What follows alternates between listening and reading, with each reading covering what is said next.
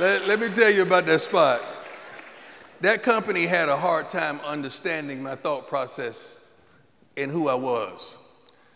And when I told them my biggest fans are the youth, because sometimes people my age and people that look like me didn't really understand me.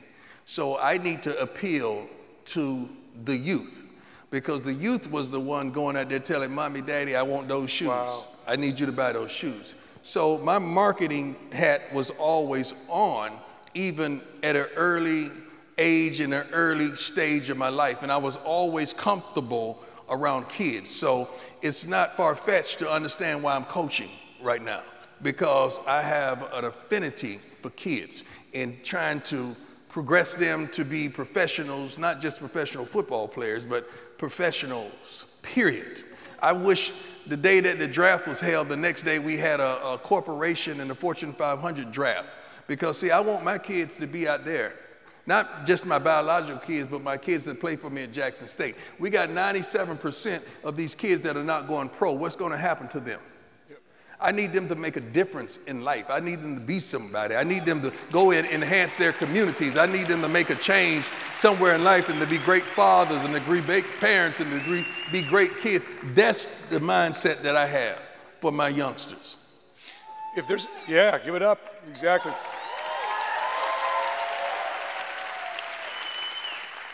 If there are athletes right now, whatever sport, and you like their example on the field and also off the field, and these are your kids, who would you tell them to watch?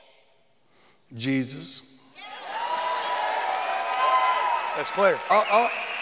A great recruiter, I hear. Yeah, but see, oftentimes you got to understand those things that you see, those things that you clap for, those things that you cheer for, those things that you idolize, they're not role models, they're models playing a role.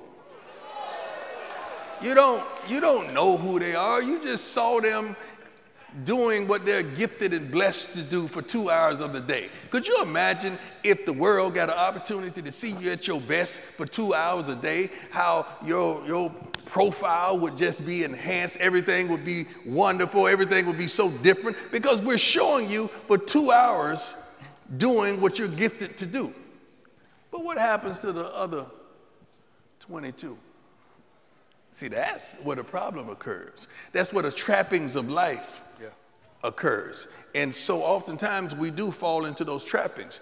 I would advise you to be that role model for your child, for your friend, for your homies, for that person that looks up to you and looks out for you.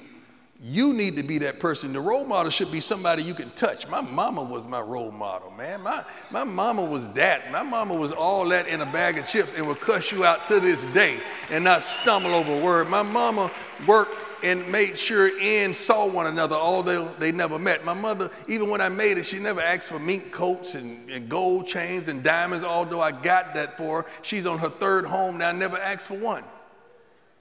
Because she was old school. She just wanted what was best for me. And she wasn't thirsty, she wasn't hungry, she wasn't seeking and searching for attention and adulations. And now we got parents trying to be the boss. We got parents trying to be in every commercial, trying to be in every shot. Although I did put my mama in a Super Bowl commercial, which you're gonna see on Sunday. Yeah, awesome. I had to make her do that. But it's a different game out there, so we got to be careful who we're calling role models. But I truly believe the role model you should be able to touch.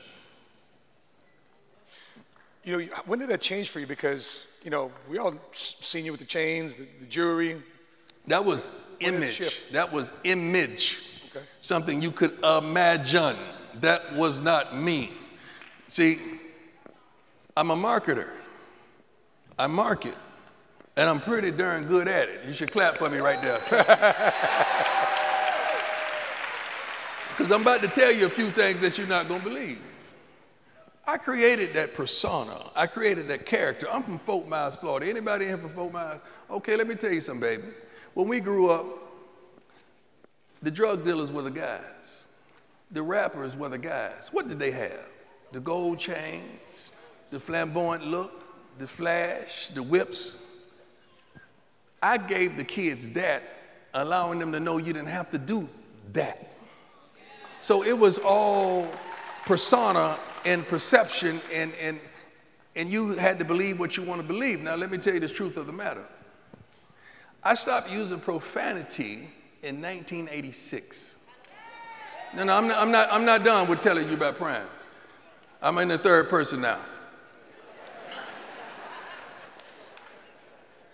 I've never been high a day of my life. Hold on, I'm not done.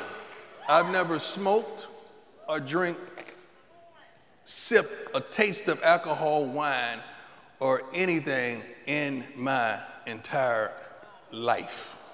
So all the stupid and the foolish and the idiotic things out there that I did, I just did that, all right? I was not under the influence, but that was really me, all right?